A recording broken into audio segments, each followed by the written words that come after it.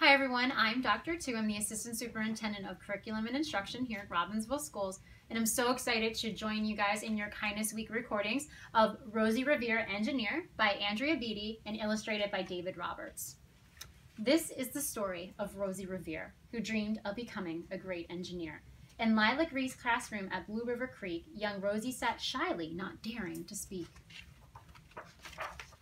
But when no one saw her, she peeked in the trash for treasures to add to her engineer stash.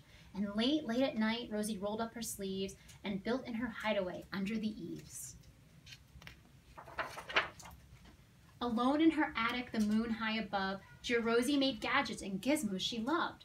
And when she grew sleepy, she hid her machines far underneath the bed, where they'd never be seen. When Rosie was young, she had not been so shy. She worked with her hair, swooping over one eye, and made fine inventions for uncles and aunts, a hot dog dispenser and helium pants. The uncle she loved most was Zookeeper Fred. She made him a hat to keep snakes off his head, from parts of a fan and some cheddar cheese spray, which everyone knows keeps the pythons away.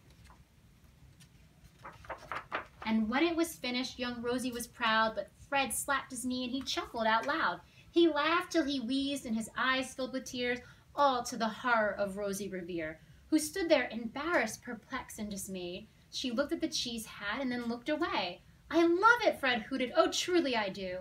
But Rosie Revere knew that could not be true. She stuck the cheese hat on the back of her shelf and after that day kept her dreams to herself.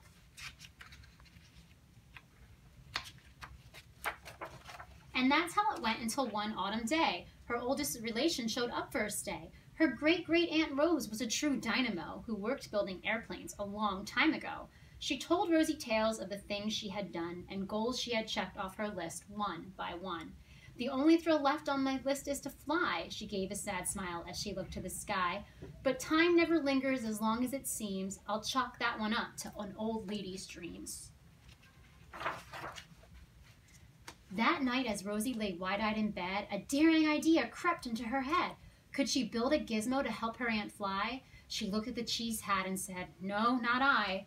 But questions are tricky, and some hold on tight, and this one kept Rosie awake through the night. So when dawn approached and red streaks lit the sky, young Rosie knew just how to make her aunt fly. She worked and she worked till the day was half gone, then hurled her cheese copter out into the lawn to give her invention a test just to see the ridiculous flop it might turn out to be. Strapped into the cockpit, she flipped on the switch. The Hello Cheese copter sputtered and twitched. It floated a moment and whirled round and round, then froze for a heartbeat and crashed to the ground.